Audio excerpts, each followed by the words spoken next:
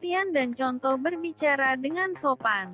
Sopan santun adalah salah satu cara untuk berkomunikasi dengan baik pada banyak orang. Sikap sopan santun ini tidak hanya harus diterapkan kepada orang yang lebih tua. Kalian juga harus bersikap sopan kepada teman sebaya. Dengan bersikap sopan, kalian bisa membangun hubungan yang baik. Untuk bisa bersikap sopan santun dan berbicara sopan, kita pelajari dulu pengertiannya. Sopan santun. Dalam Kamus Besar Bahasa Indonesia KBBI, sopan santun diartikan sebagai budi pekerti yang baik, tata krama, peradaban, dan kesusilaan. Jadi sikap sopan santun adalah sikap yang sesuai dengan tata krama yang berlaku pada suatu wilayah tertentu. Sopan santun bisa ditunjukkan dengan tingkah laku dan cara berbicara. Cara berbicara sopan. 1. Menatap mata lawan bicara. Saat berbicara kalian sebaiknya menatap mata lawan bicara. Dengan begitu, orang yang sedang berbicara dengan kalian merasa bahwa lawan bicaranya menyimak hal yang disampaikan. Kontak mata ini sangat penting karena menunjukkan ketertarikan pada topik yang dibicarakan. 2. Tidak memotong pembicaraan orang lain. Saat berbicara dengan orang lain, sebaiknya dengarkan orang yang berbicara sampai selesai. Setelah itu, kalian bisa menanggapi ucapan orang tersebut. Memotong pembicaraan akan membuat orang yang berbicara menjadi tidak nyaman. 3. Mengatur nada suara. Saat berbicara kalian juga harus memperhatikan nada suara yang digunakan. Pastikan tidak menggunakan nada suara yang tinggi, tetapi gunakan suara yang lembut. Nada suara yang tinggi akan membuat kesan kalian marah dan membuat lawan bicara menjadi tidak nyaman. 4. Membicarakan hal yang baik. Saat berbicara dengan orang yang lebih tua atau teman sebaya, pilihlah topik pembicaraan yang sesuai. Selain itu, bicarakan hal-hal baik yang tidak membuat orang lain tersinggung. 5. Pemilihan bahasa dan kosakata. Pemilihan bahasa dan kosakata ini juga sangat penting.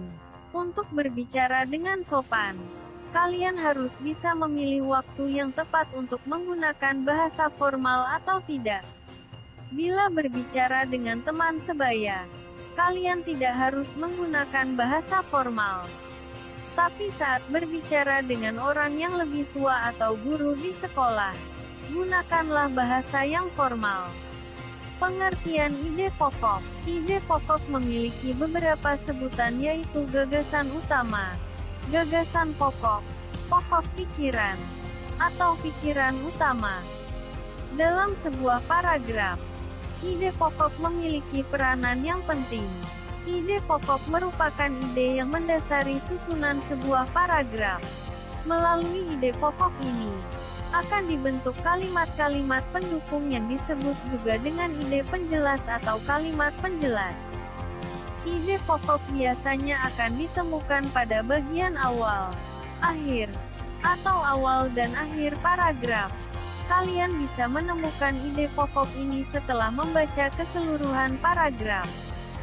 Ciri ide pokok. Untuk membuat sebuah ide pokok, ada beberapa ciri yang harus kalian ketahui. 1. Ide pokok harus jelas. Ide pokok harus digambarkan secara jelas oleh penulisnya, dari segi letaknya hingga inti yang akan disampaikan. 2. Ide pokok tidak berbelit-belit. Membuat ide pokok harus memiliki batasan sehingga tidak terlalu sempit atau terlalu luas.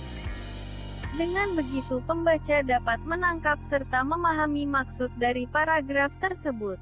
3. Bersifat umum. Membuat ide pokok harus bersifat umum agar bisa dijabarkan lagi dalam beberapa kalimat penjelas. 4. Mempunyai kalimat pendukung.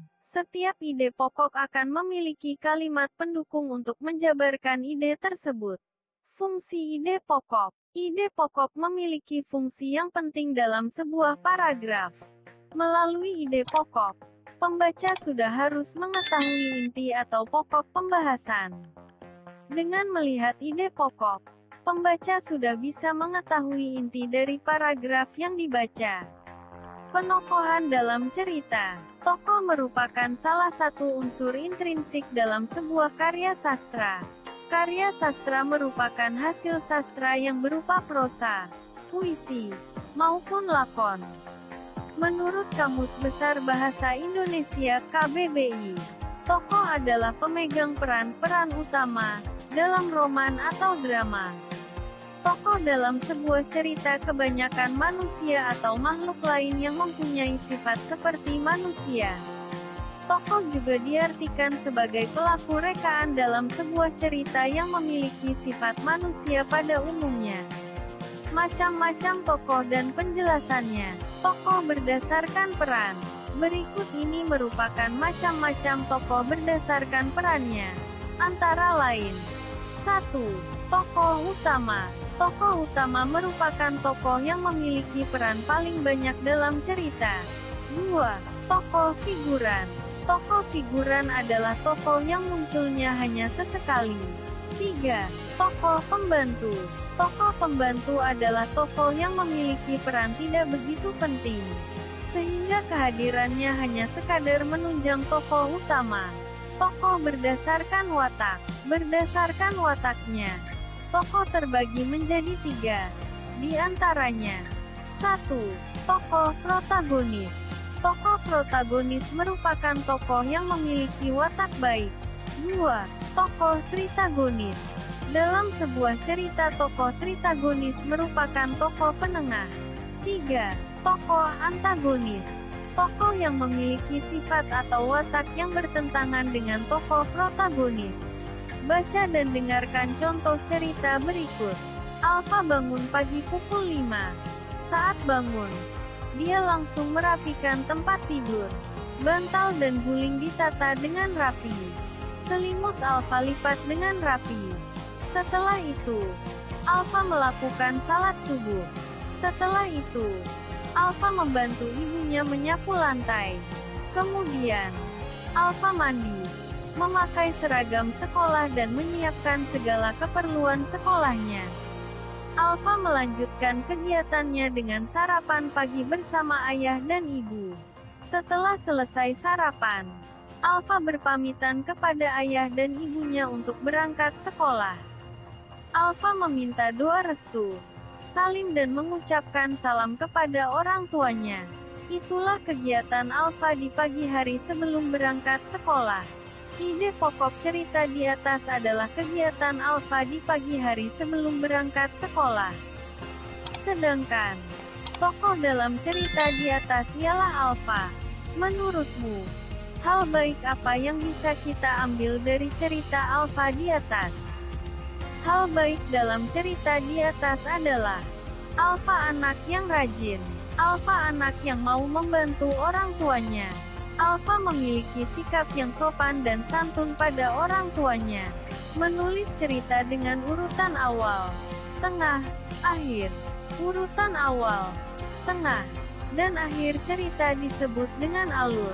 Alur adalah rangkaian peristiwa atau urutan jalan cerita yang terjadi dari awal cerita hingga akhir cerita. Alur disusun secara kronologis dan terbentuk oleh hubungan sebab akibat. Perhatikan cerita berikut ini. Pengalaman Rini. Rini murid SD Cempaka. Rini duduk di kelas 3. Rini biasa pergi ke sekolah diantar ibunya. Namun, kemarin Rini ingin ke sekolah sendiri. Ia tidak mau diantar ibunya lagi karena ingin belajar mandiri. Ketika Rini sampai di sekolah, Rini terlambat 30 menit. Rini dimarahi oleh ibu guru Lia. Karena terlambat, Rini mendapat hukuman dari ibu guru Lia. Rini diminta pergi ke perpustakaan untuk menata buku yang ada di meja dan dirapikan ke dalam rak bukunya. Rini mengangkat buku-buku di meja untuk dirapikan di rak. Wah, berat sekali buku-buku ini. Beratnya 1 ton ini. Keluh Rini. Rasanya capek sekali. Aku haus sekali. Mulutku sampai kering seperti di gurun pasir, gumam Rini. Setelah selesai merapikan semua buku, Rini mengambil air minum yang dia bawa dari rumah. Dia minum air dengan tergesa dan cukup banyak karena merasa sangat haus. Haus sekali.